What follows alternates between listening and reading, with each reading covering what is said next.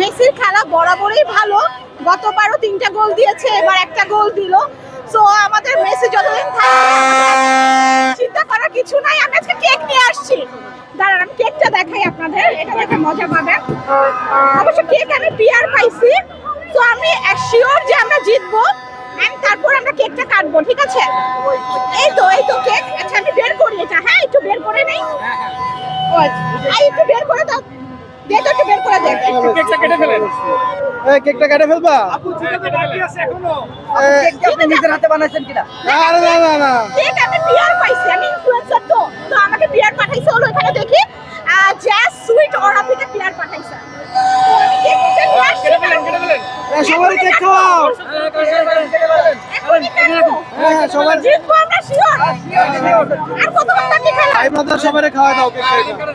আচ্ছা দাঁড়ান, ভিডিও করে আসলে আজকে যে কেকটা আনলেন এটা কি ব্রাজিল সমর্থকরা খাওয়াবেন কিনা একটু বলবেন? হ্যাঁ খাওয়াবো মিষ্টি খাওয়াবো।